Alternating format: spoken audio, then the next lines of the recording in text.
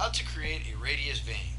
If I would like to create a radius vane inside PractiCAM, all I need to do is click on the icon, create a new vane. Now I can label it whatever we want. We will label this my vane. Now I need to choose my radial vane parameters. Before I do that, however, I'm going to click on my show top face mode and I'm going to remove the cover so that we can see inside. First we have the distance between holes. Here we have it set at 1 inch. Let's decide we're going to make the distance between holes 5 inches.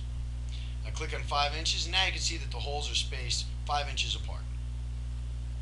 Then we have the hole diameter. If we put on our cover here and select hole diameter and make it a little bit larger, let's say 2 inches or 2.5 inches, you can see now the hole diameters have gotten larger. If I would like to make them smaller, I just go to 1 inch.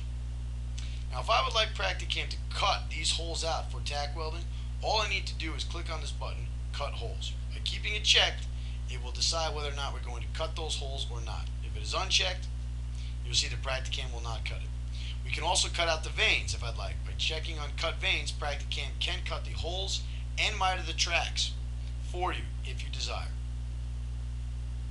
And we will show that at the end of this tutorial.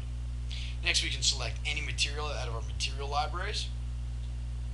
We can select any gauge we'd like to cut these vanes out of. Let's say we do 22 gauge. We select a sheet stock.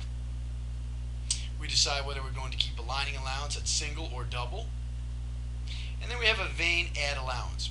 Vane add allowance means that if I would like for the track to have a slightly larger perimeter than the actual vane so that it doesn't fit perfectly, but I want to leave maybe a little edge in order to roll the edges up, or maybe I want to reduce it a little bit, I can do a vane add allowance. By putting on, say, 1/10 of an inch, PractiCAM will add a 1/10 of an inch around the entire perimeter of each one of these mitered tracks. Once I decided that I have all my parameters set, I can click on Save, and now we can go to my takeoff screen. Now we're in our takeoff screen and going to apply the vane that we've just created. We come over here to Vanes, and we can now select My Vane. Here we'll choose the number of tracks we want. We will say 3. We can choose how far we want it offset from the in or out portion. And then we can also decide to change these tracks to any radius we want. For now we're going to leave them at 40, 45, and 55. We press OK, and PractiCAM will apply our vane exactly the way we'd like. You will also notice that all 3 tracks have been mitered. And you'll notice that all of the holes have been burned for tack welding with the hole diameter that we chose. You will also notice that if you look at a track, we had a vane lining allowance of a 1/10 of an inch, which means it has added a 1/10 of an inch on both sides of this track.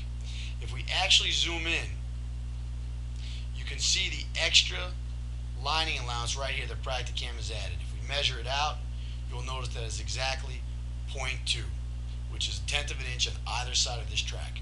If we had vane lining allowance set at 0, we would not have this extra 0.2 inches.